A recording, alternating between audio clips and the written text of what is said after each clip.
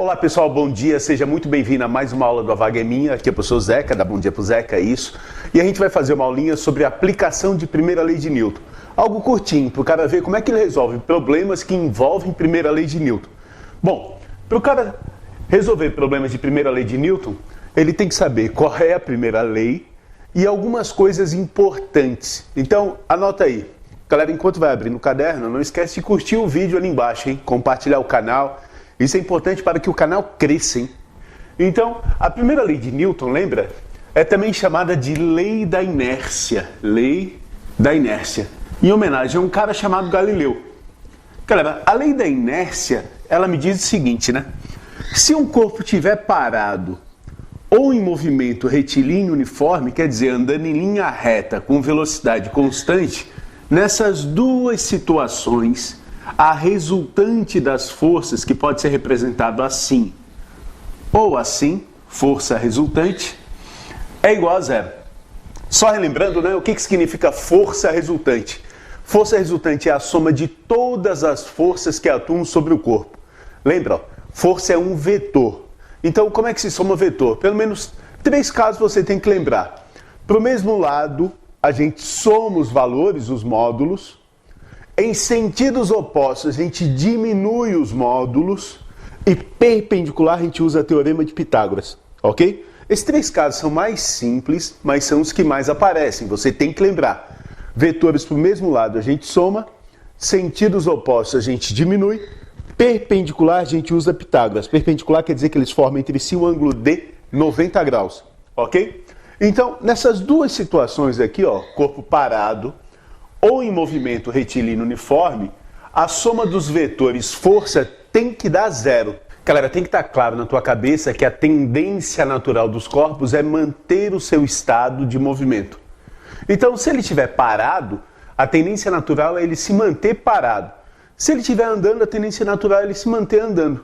Se a tendência natural é manter a velocidade, para manter a velocidade, não precisa de uma força resultante. Ok? Eu só vou precisar de uma força resultante diferente de zero quando eu quiser variar a velocidade. Quando eu quiser fazer a velocidade aumentar ou a velocidade diminuir. Mas para manter, não precisa de força. Ou a resultante pode ser zero. Entendeu isso? Quer dizer, ó, se um objeto estiver andando lá no meio do espaço e ninguém estiver tocando nele, não tiver nenhuma força sobre ele, a tendência natural é que a velocidade dele se mantenha constante, isso, que a velocidade dele não mude, não aumente, nem diminua, certo? Caso eu queira acelerar o objeto, daí sim eu vou ter que ter uma força total, uma força resultante diferente de zero. Outra coisa importante sobre isso, né, é o seguinte: para resolver problemas de leis de Newton de forma geral, eu tenho que conhecer as forças, saber quais são os tipos de forças que atuam no objeto e como desenhá-las. Bom, 4 forças são importantes, né? Muito importantes. Peso, que é apenas um apelido para a força da gravidade, que vai ser, no caso da Terra, a força com que a Terra puxa um objeto para o seu centro, e a gente calcula o módulo dele multiplicando a massa do objeto pela aceleração da gravidade, ok? Normal, que tem que tomar cuidado, não é reação do peso, beleza? Normal é uma força diferente, que existe por motivo diferente do peso. Peso é a força com que a Terra puxa o objeto. Peso é força gravitacional. Qual é a reação? Se a Terra puxa o objeto puxa a Terra. Normal é uma força de compressão, isso. Normal eu vou ter sempre que eu tiver 2 superfícies em contato. Sempre que uma superfície estiver pressionando a outra, eu vou ter uma força que eu chamo de normal. Aliás, normal recebe esse nome, ó, porque ela sempre forma um ângulo de 90 graus com uma superfície. Então, se eu tiver uma superfície horizontal e aqui um objeto sobre a superfície, esse objeto vai tentar descer, né? Se ele vai tentar descer, ele vai pressionar a superfície para baixo. E na hora que ele pressionar a superfície para baixo, a superfície vai empurrar ele para cima. Essa é a força que eu chamo de normal, que em algumas situações vai se anular com o peso do objeto, mas não é ação e reação. Lembra? Ó, ação e reação tem que atuar em corpos diferentes, distintos. A ação é no objeto, a reação é na terra. A ação é no chão e a reação é na caixa, no objeto. Tá? Sabe quando coloca uma caixa em cima do teu pé? Normal é a força que machuca o teu pé. É a força com que a caixa pressiona o teu pé. Tudo bem? Uma terceira força que a gente tem que conhecer é a nossa tensão. Tensão é uma força feita por fios, cabos, arames. Alguns livros também falam em tração. Então, sempre que eu tiver um objeto puxado por uma cordinha, qualquer cordinha, arame, etc., né, eu vou ter aqui, ó, na direção da corda, uma força que eu chamo de tensão. Ok? Beleza? E uma quarta força que eu tenho que conhecer é a força de atrito. Eu vou gravar um videozinho desse, como é que se resolve o problema, especificamente com força de atrito. Mas, para esse vídeo, eu só preciso do seguinte, ó, que você saiba que força de atrito é uma força que tenta evitar que o objeto arraste. Isso mesmo. Força de atrito é uma força que não quer que o objeto arraste. Sempre que eu tentar arrastar um objeto ou ele já estiver arrastando, vai aparecer uma força sobre ele chamada de força de atrito. Se eu tentar arrastar ele para a direita, a força de atrito é para a esquerda. Se eu tentar arrastar ele para a esquerda, a força de atrito é para a direita. Ele nunca quer que o objeto arraste, tem que estar ligado nisso, beleza? Então a força de atrito sempre tenta manter o objeto sem arrastar. Se ele já estiver arrastando, por exemplo, eu joguei uma caixa no chão e ela está arrastando para a direita, a força de atrito vai tentar fazer ela parar de arrastar, então ela vai atuar para a esquerda, ok? E é óbvio que tem que ter essa força, né? Porque se essa força não existisse, a soma das forças sobre o corpo daria quanto? 0. E se ele está andando, a tendência dele seria continuar o quê? Andando com velocidade constante em linha reta. Então uma coisa fundamental em lei de Newton é pelo menos o cara saber desenhar essas 4 forças. Não esquece, força é um vetor, então ele é uma flecha. Põe ponta na flecha. Põe. Desenha o vetor com uma ponta. Não é um pontilhado, ou sei lá o que aparece quando meus alunos fazem esses desenhos, tá? Então, ó, ele é representado por uma letra e tem uma flecha em cima da letra, para dizer que é uma grandeza vetorial. Ah, Zé, que eu não lembro de vetores. Galera, assiste a aula de vetores, é fundamental. Vetores para esse conteúdo é extremamente importante. Vamos ver 2 exemplos aqui, ó, em que a gente aplica a primeira lei de Newton. Olha só então, né? Existem problemas de estática que envolvem a primeira lei de Newton, de objetos parados. Mas esses problemas eu vejo a galera não tem dificuldade de entender. A galera se quebra mais quando o objeto está se movendo. Mas a resolução, vocês vão ver que é da mesma forma, olha. Um trator arrasta uma tora de madeira com massa de 1 tonelada com velocidade constante. Sempre que aparecer isso no enunciado, ó, velocidade constante, é a dica que a gente vai aplicar aqui, a primeira lei de Newton. A galera sublinha velocidade constante sempre que aparecer no enunciado. Isso é fundamental para a gente matar essa questão. Já pode colocar do lado, ó, opa, se a velocidade é constante, isso significa que a soma de todas as forças sobre o corpo tem que dar 0. Ok? E provavelmente você já matou o seu problema. O problema já morreu ali, ó. De 10 metros por segundo. Isso aqui não interessa quando envolver força, né? Determine a força de tensão no cabo que liga o trator à tora, sabendo que a força de atrito entre a tora e o solo vale 4.000 newtons. Opa, então eu tenho aqui um trator, aqui uma tora que ele puxa, e eu tenho aqui um cabo ligando os dois. Eu quero saber a força com que o trator puxa a tora, a tensão no cabo. Ou, né, a força que a tora puxa o trator. A pergunta também podia ser essa, né? Porque lembra, ó, toda ação tem uma reação. E os valores das 2 forças são iguais. Boa, tá ligado, né? Primeiro passo aqui, ó, vamos desenhar todas as forças, sem preguiça, vai, ó. Peso, vertical para baixo, normal, né? O objeto empurra o chão para baixo, então o chão empurra o objeto para cima, normal, vertical para cima. Percebe, ó? Sempre forma um ângulo de 90 graus com a superfície. Ele fala que tem força de atrito, né? Bom, esse objeto está arrastando para a direita. Olha só o trator aqui andando, né? Se o objeto está arrastando para a direita, É porque eu tenho uma força de atrito para a esquerda. Tudo bem? E aqui eu vou ter o cabo puxando, né? Se eu tenho o cabo puxando, eu vou ter aqui uma tensão. Ok? E eu já sei, né?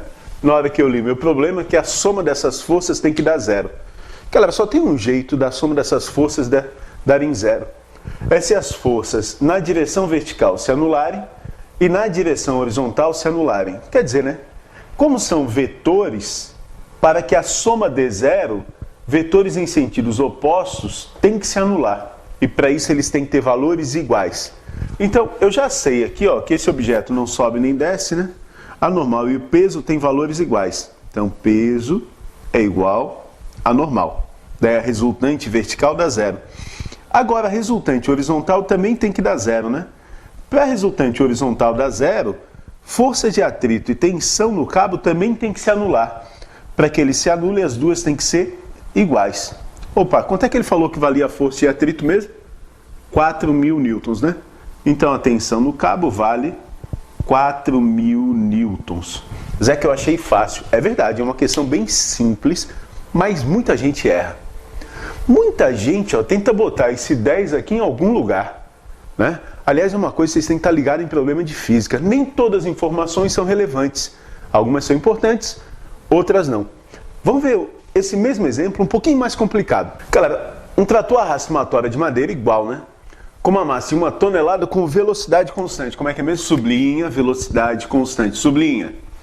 E escreve do lado que se a velocidade é constante, a soma das forças dá zero. Quer dizer, as forças têm que se anular.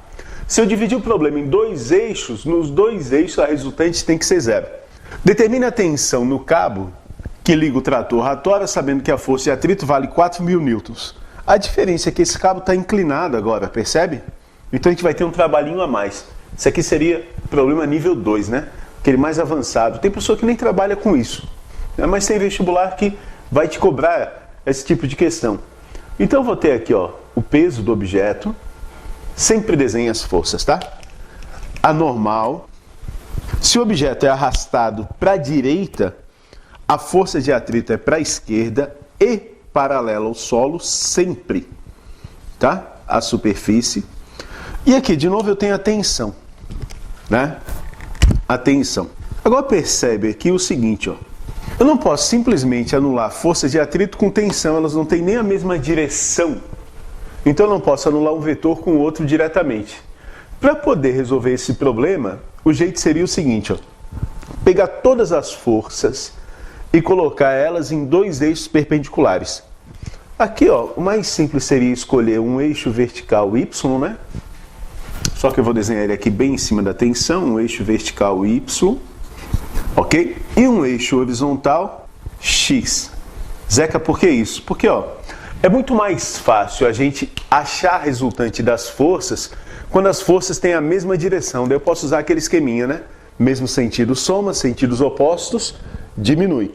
Mas para isso elas têm que estar na mesma direção. Não confunda direção e sentido. Direção é horizontal, vertical, sentido é para a direita, para a esquerda, para cima, para baixo. Se eu colocar todas as forças na horizontal e na vertical, eu vou notar, ó, que a única que está fora é a tensão, né? Ó, normal já está na vertical, peso na vertical, força de atrito na horizontal, não preciso mexer nelas. Só a tensão aqui que eu vou ter que decompor. Galera, de novo, ó. Se o cara não sabe decompor, assista a aula de decomposição de vetores, ó. Essa tensão vai ter uma projeção, ou seja, uma parte dela que puxa a tora no eixo X e uma parte dela que puxa a tora no eixo Y. Ok? Então tem aqui um TY. Então tem aqui, ó, que a tensão possui duas componentes. Uma parte dela puxa a tora para frente e outra para cima. Ó, agora eu posso fazer as igualdades, né? Eu sei que a resultante tem que dar zero, então todas as forças que estão no eixo Y têm que se anular. Então se eu dividir meu problema em dois, eu sempre posso fazer isso, eixo Y e eixo X, eu sei que no eixo Y, a normal mais o TY vão ser igual ao peso. Não é verdade? Ó? Porque para a resultante dar zero, essas duas que estão no mesmo sentido eu vou somar. E essa que está no sentido oposto eu vou diminuir. Para dar zero, A única possibilidade é se essas duas juntas derem o peso para baixo, concorda? No eixo X, bom, no eixo X ficou mais fácil, né? Eu só tenho duas, uma para a direita e uma para a esquerda, então obviamente as duas têm que ser iguais. Tx tem que ser igual a força de atrito, né? A força de atrito eu sei o valor, né? A força de atrito vale 4.000 newtons. Então por aqui, de repente, eu consigo matar essa questão. Aqui vai ficar um pouco mais complicado porque eu não sei quanto que é a normal, percebe? A normal não é dada. Zeca, não é igual ao peso. Galera, nem sempre é igual ao peso. Lembra, a normal é a força com que o objeto comprime o chão. Ok? Se o objeto está sendo puxado para cima, a compressão que ele faz no chão é menor. Então, a normal, nesse caso aqui, é um pouquinho menor do que o peso. Ó, a normal mais TY é que vai ser o peso. Então, ela vai ser o peso menos o TY. Se o TY for lá, estou chutando 100, a normal vai ser o peso menos 100, tá? Então, aqui a gente consegue matar, né? Quem é o Tx? Ó, observa, o desenho, o Tx tem uns 60 graus encostado nele. Então, a gente fala que o Tx é com o ângulo. Com o ângulo, a gente usa cosseno. Lembra da aula de vetores? Então, Tx vai ser T cosseno de 60. Bom, eu sei que cosseno de 60 é 1/2, né? Isso é igual a 4.000. Galera, se eu pegar esse 2 está dividindo e passar multiplicando, essa tensão vale 8.000 newton. Ok? Então eu achei o que eu queria, que é a tensão. Fechou? Viu como a questão é um pouquinho diferente, mas a gente usa a mesma coisa para resolver, ó. Sempre que a força resultante é zero, sempre que a velocidade é constante, a força resultante sobre o corpo vale zero. Vão existir problemas de objetos parados que são iguais. Claro, né? Porque se o objeto está parado, a força resultante também é zero. Então a gente desenha todas as forças no eixo X, todas as forças no eixo Y e toma cuidado para que elas se anulem, para que a resultante dê zero. Ok? Fechou? Galera, no próximo a gente vai ver aplicações da segunda lei de Newton, que é quando envolve a aceleração. Até a próxima, então.